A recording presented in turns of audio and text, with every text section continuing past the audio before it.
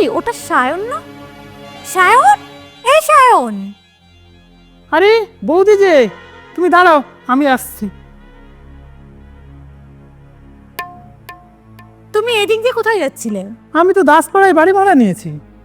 কি, তুমি আমার পাশের পাড়াতেই বাড়ি ভাড়া নিয়েছো? আর এই বৌদির বাড়ি যাওয়ার একবার সময় হলো না?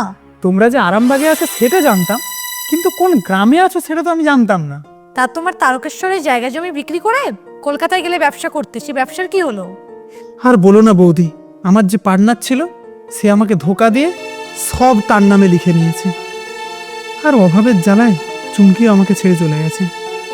মাস দুয়েক হলো মাকে নিয়ে একটা ছোট্ট ঘরে ভাড়া নিয়ে আছি। তা তুমি কোথায় গিয়েছিলে? কোথায় আর যাবো, বাজার করতে গেছিলাম। কেন, দাদা বাজার করে না? তার কি সময় আছে নাকি বাজার করার? সে তো তার ডিউটি নিয়ে ব্যস্ত। তা সায়ন ভাই, একদিন এসো না আমাদের বাড়িতে। যাব বৌদি, তুমি বলছো আর আমি না গিয়ে থাকতে পারি? যাব, খুব তাড়াতাড়ি যাব। তা তোমাদের বাড়িটা কোথায় বৌদি?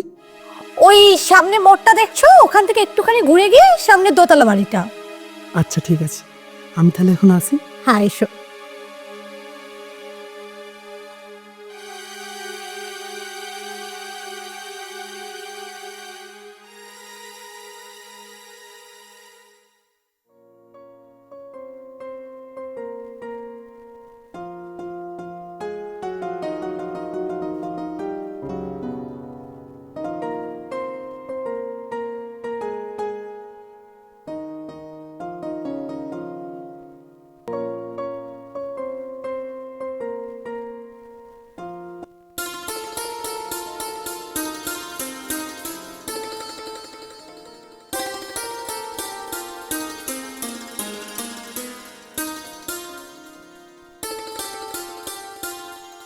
জানো সৌমিক, আজ যখন বাজার থেকে ফিরছিলাম সায়ন ভাইয়ের সঙ্গে দেখা হয়েছিল। সায়ন? কি সায়ন? আরে তুমি ভুলে গেলে তোমার গ্রামের বন্ধুকে? ওই আমরা যখন তারকেশ্বরে থাকতাম, আমাদের সামনের বাড়িতে যাদের ছিল।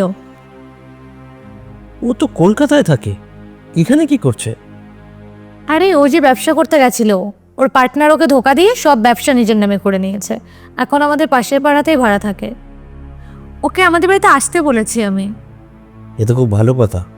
ও আসলে তুমি নিজে হাতে ওকে রান্না করে খাওয়াবে, তারপর কিন্তু ছাড়বে। আচ্ছা ঠিক আছে।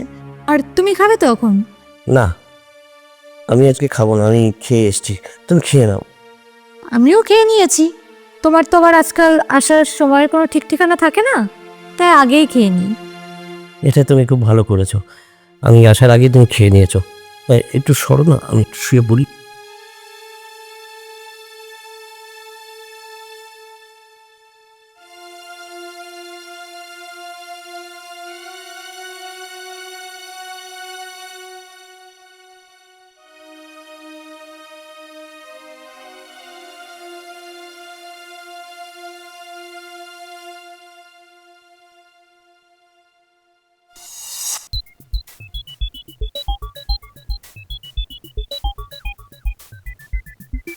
মল্লিকা প্লিজ, আমি ভীষণ ক্লান্ত, আমাকে বিরক্ত করো না।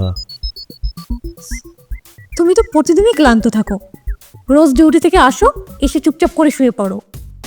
আরে আমারও তো একটা শরীর, আমার কিছু চাহিদা আছে, তুমি কবে বুঝবে সেটা? ঠিক আছে, আজকে শুয়ে পড়ো, কালকে দেখা যাবে। তুমি কালকালি করে যাও।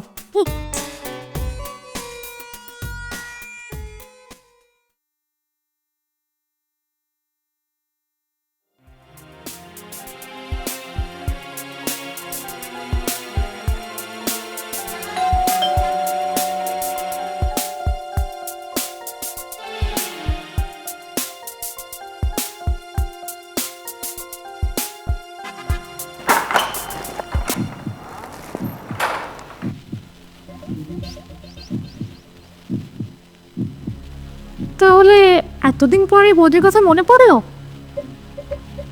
ভেতরে আসো।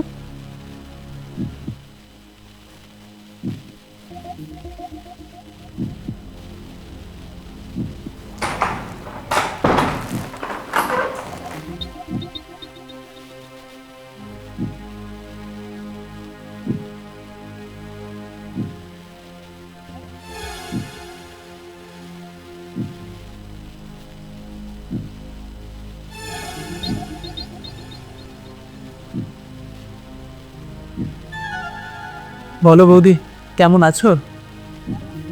ভালো থাকলেই বা কে দেখে, আর খারাপ থাকলেই বা কে দেখছে। এমন ভাবে বলছো কেন বৌদি? বাদ দাও এসব, তুমি বসো, আমি তোমার জন্য একটু চা করে নিয়ে আসি। থাক বৌদি, এখন আর চা করতে হবে না। মিষ্টি তো খাওয়াতে পারবো না, একটু না হয় মিষ্টি করে চা বানিয়েই খাওয়াই, তাহলে যদি ঠাকুরপুর কাছ থেকে একটু মিষ্টি মিষ্টি কথা শোনা যায়। তুমি বসো, আমি 2 মিনিটে আসছি।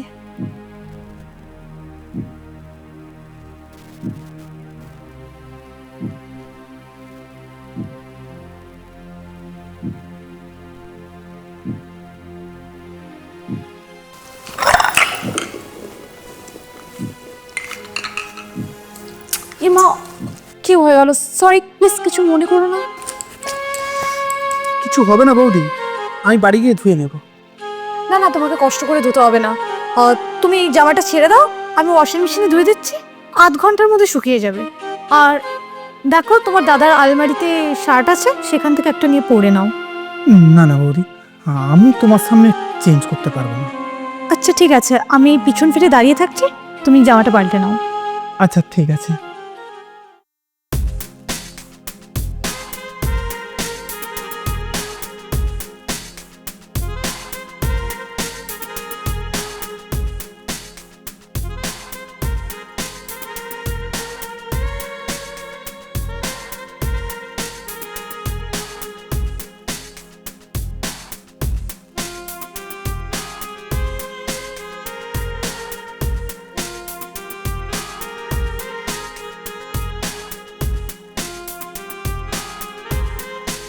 এটা তুমি কি করছো বৌদি? এটা কিন্তু ভুল করছো। আমি কোনো কিছুই ভুল করছি না, আমি যা করছি একদম ঠিক করছি। প্লিজ বৌদি, আমাকে ছেড়ে দাও, আমি নিজেকে কিন্তু ধরে রাখতে পারছি না। কি বলেছে ধরে রাখতে তোমায়? তুমি যেটা চাইছো বৌদি, আমি কিন্তু সেটা কোনোদিনই করতে পারবো না। আমি বন্ধু হয়ে বন্ধুর বুকে ছুরি মারতে পারবো না।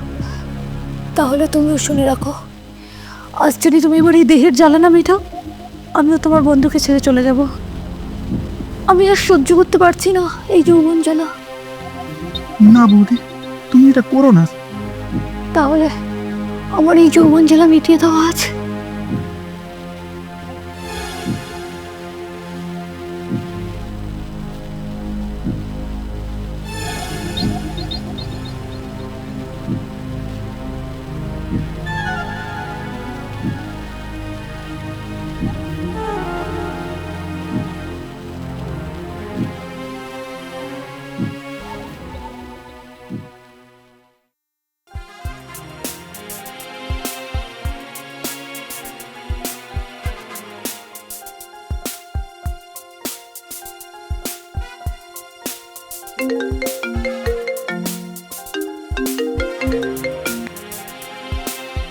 হ্যাঁ বলো।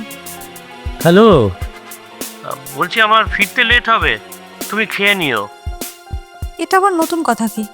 রাখো।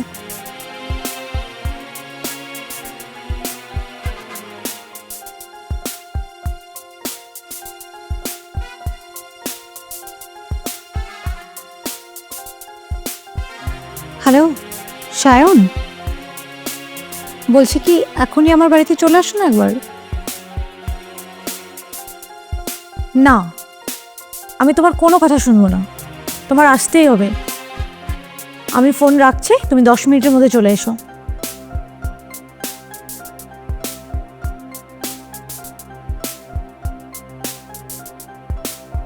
যাই, আমি শাড়িটাকে চেঞ্জ করে আসি সায়ন আসতে আসতে।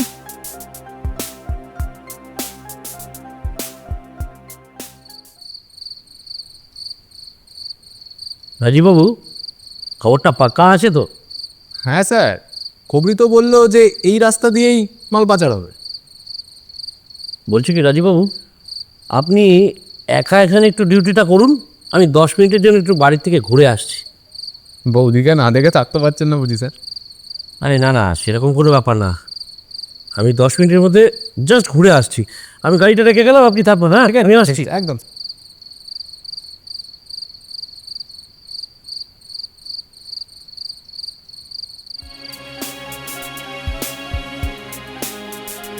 বৌদি, আজ না তোমায় একদম ফাটাফাটি লাগছে। যাক, তাহলে তোমার নজর পড়েছে। তোমার বন্ধুর তো সময় নেই আমার দিকে নজর দেওয়ার। তোমাকে একটা সত্যি কথা বলবো সায়ন? হ্যাঁ বলো। জানো, তুমি আমার জীবনে আসার আগে না আমার বেঁচে থাকার ইচ্ছেটাই শেষ হয়ে গেছিল। তুমি আমার জীবনে আসার পর আমি নতুন করে আমার বেঁচে থাকার ইচ্ছেটাকে ফিরে পেয়েছি।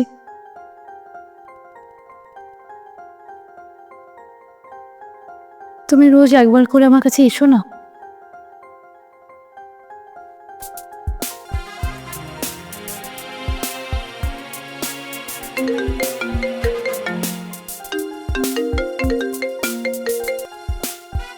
হ্যালো, কে বলছেন? শ্রমিক, আমি সায়ন বলছি। ও হ্যাঁ, সায়ন, বল। আরে তোর বৌদি বলছিল তুই নাকি ব্যবসায় লস খেয়ে এখন আরামবাগে এসে ভাড়া থাকছিস। আরে, বৌদির কি মাথা খারাপ হয়ে গেছে? আমার সাথে বৌদির আবার কখন কথা হলো? আর আমি তো কলকাতাতেই আছি, আর আমার ব্যবসা ঠিকঠাক চলছে। তাহলে আমি কি ভুল শুনলাম? হয়তো হবে।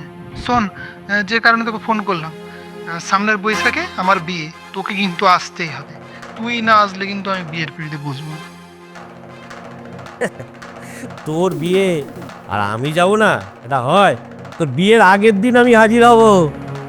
আচ্ছা শোন না, এখন ফোনটা রাখি। হ্যাঁ, বাই।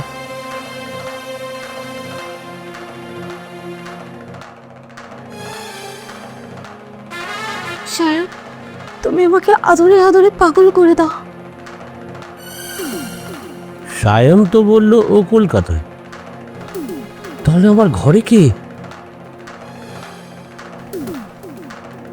প্লিজ সায়ন, আমাকে আরো আদর করো প্লিজ। সায়ন, আমাকে আরো আদর। ডাক্তারবাবু, আপনি তো সবই শুনলেন, এবার বলুন কি করব? আপনার কথা শুনে যা বুঝলাম, আপনার স্ত্রী হ্যালুসিনেশন রোগে ভুগছে। এই রোগের অর্থই হলো মানুষ যখন দীর্ঘ সময় ধরে একা কাটায় তখন সে তার একটা কল্পনার জগৎ তৈরি করে ফেলে এবং সেই কল্পনার জগতে তার প্রিয় মানুষটির সঙ্গে ঘন্টার পর ঘন্টার সময় কাটায়। বলছি ডাক্তারবাবু, এর কি কোনো সমাধান আছে? আপনি আপনার স্ত্রীকে সময় দিন, আপনার ভালোবাসা দিয়ে ওনার ওই প্রিয় মানুষটির অভাব পূরণ করুন। ইন দ্য মিন টাইম আমি কিছু ওষুধ লিখে দিচ্ছি।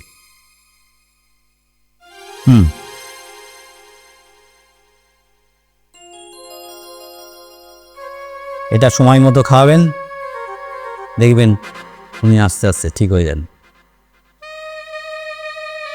আসি ডাক্তারবাবু।